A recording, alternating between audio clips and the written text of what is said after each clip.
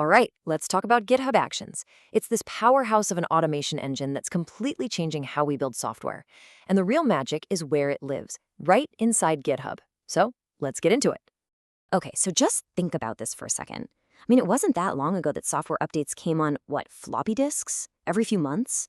And now we've got teams pushing out new features multiple times a day. How did we get here? How is that even possible? Well, that massive leap forward, that's the story of automation. And it perfectly sets the stage for what we're about to dig into. So, to really get why GitHub Actions is such a big deal, we kind of have to take a quick look back. We need to see how we got here in the first place. It's a pretty wild journey, honestly, from old school punch cards to the super slick automated pipelines we have today. Way back in the day, you had punch cards. Can you imagine? It was a painfully slow, totally manual process. Then, boom, the internet shows up, and suddenly we can deliver updates way, way faster. But that speed created a new problem. We needed to automate things. This is where CI/CD, that's continuous integration and continuous deployment, really came into its own, and you had tools like Jenkins step up. Now, Jenkins was a powerhouse for sure, but it was often this big, complex beast that lived on a totally separate server away from all your code. The real revolution, the thing that changed everything, was in 2018. That's when GitHub Actions came along and brought automation right into the same place developers were already living and breathing, right next to their code. Okay, so that's the why. We see the need for it, but what about the how? Like, what are the actual nuts and bolts of a GitHub action? Let's pull back the curtain and look at the blueprint. All right, the heart of everything is something called a workflow. Think of it as the master plan, the recipe for your automation. And the best part? It's not some complicated program you have to write. It's just a simple text file, written in a format called YAML. This one little file defines the entire process, and it automatically kicks off whenever something specific happens in your repository, like someone pushing new code. And the structure here is super logical. If the workflow is your recipe, then inside that recipe you have jobs. These are the big stages, like prep the ingredients, cook the meal, and plate the dish. A job is basically a set of steps that all run on the same virtual machine, which is just called a runner. And what's really cool is you can run a bunch of these jobs at the same time in parallel, which can make things go so much faster.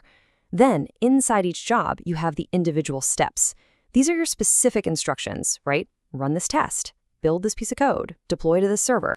And here you can see what that actually looks like. I mean, this is what's so amazing. The entire process, when it runs, what it does, the exact steps to follow, it's all right there, defined in one simple text file that you check into your repository. That's simplicity. That is absolutely the key. So let's break this down real quick. That on keyword, that's your trigger. It tells the workflow when to run, say on a push or a pull request. The jobs and steps sections, well, that's what it does. Runs on tells it where to do the work, on that virtual machine, that runner, and you can pick your OS like Ubuntu, Windows, whatever you need. And then you see that uses keyword. That is the secret sauce. That little word is how you tap into a whole world of powerful, reusable code that other people have already written. And that one little keyword, uses. Honestly, that's what unlocks the true power of GitHub Actions. It's the gateway. It's what connects your simple workflow file to a massive, massive ecosystem of shared automation. So just how massive are we talking? Get this. There are over 20,000 reusable actions available in the GitHub marketplace. Just let that sink in.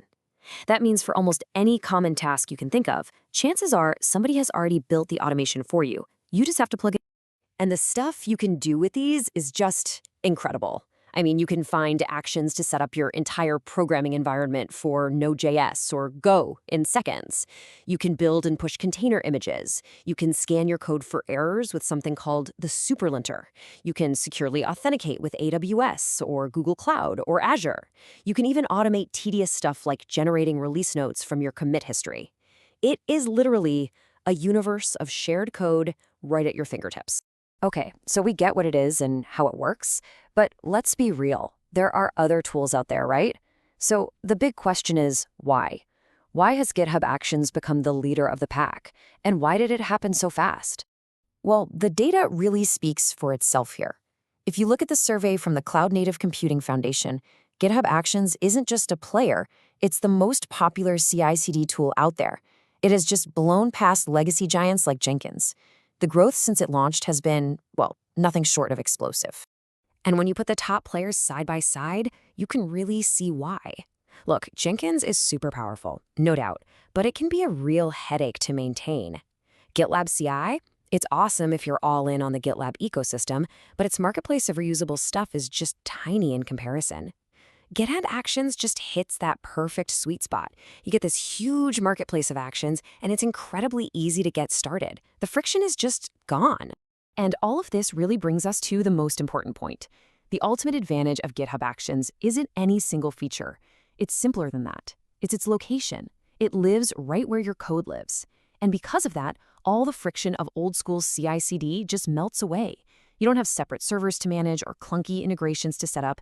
It's just there. It's automation that's woven seamlessly into the way developers already work. Which really leaves us with one last simple question. Your code lives on GitHub. Your team collaborates on GitHub. It's the center of your universe as a developer. So, shouldn't your automation live there too?